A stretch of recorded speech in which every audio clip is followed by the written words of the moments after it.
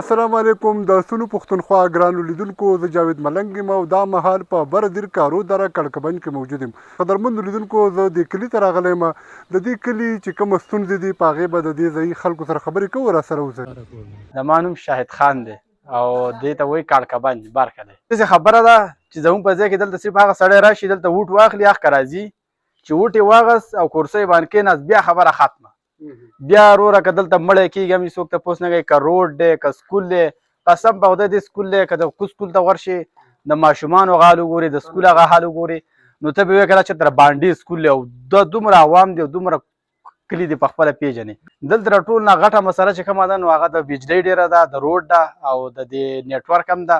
دغه پورې غاړه ستن راوړه پکې دغه یوه ورځ کار وکړي بیا موږ پیکجونه وکړو پیکجونه زموږ ختم شي او نیټ نه یوه ورځ کار یې کړی بس بیا شي. حاجي زما نوم خان زمان دی تعلق مې د کړکبند برکلي سره دی او زموږ په کلي کې ټولو نه اول مسله دا ده چې بجلي نشتي. دوبۍ نه راغلی یم تقریبا 5 میاشتې مې وشوې او یو میاشت مې بجلي نه دلدله په مخه خرابه یې کله لینګه چې باران وشي جاکړ راشي وایي بجلي خرابه ده بیا 15 شپږ 8 ورځې خرابه بیا یې لوګه راپرېږدي بیا خرابه روډونو دغه حال دی تاسو په خپله ولدل او سکولونه هم نشتي. بس دغه حساب د حکومت نه دا غوښتنه کوو چې موږ ته روډونه صحیح کړي. زما نوم رحمان غني دی زما د کړکبند پاین سره تعلق دی او مسایل دلته موږ ته ډېر دي خو خاص کر د ایجوکیشن په لحاظ سره موږ ته ډېره غټه مسله ده ځکه چې زموږ جینکۍ چې کومه دي جینکۍ هغه د 5 شپږم څخه پورې تعلیم وکړي او بیا لکه هغه نامکمله پاتې شي. لکه دلته مزید هغه چې کوم سکولونه دي هغه نشته های سیکنډري یا میډل سکول نشته لکه د جینکو تعلیم د سال نه هونه کې برابر دی.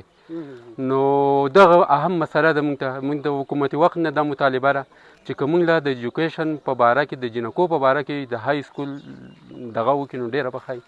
زما نوم مولانا سلطان غني عارف دی کړکبند برکلي سره زما تعلق دی. زموږ دلته ډېرې ستونزې دي خاص کر زموږ د روډونو ډېرې زیاتې مسلې دي او ډېر عوام دی په دې کلي علاقه باندې تقریبا 2-3 زره آبادي ده په دې طرف باندې بیا خاص کر زموږ په کړکبند باندې 1500 آبادي ده.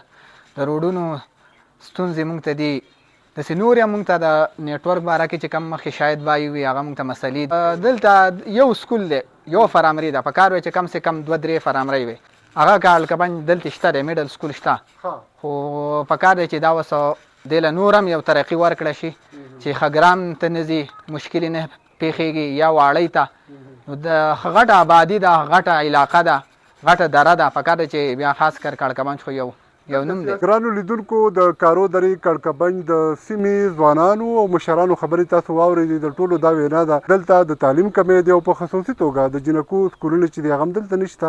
د دې ترڅنګ د دې ځایي روډونه هم خراب دي د بجلۍ صورتحال هم ښه نه دی.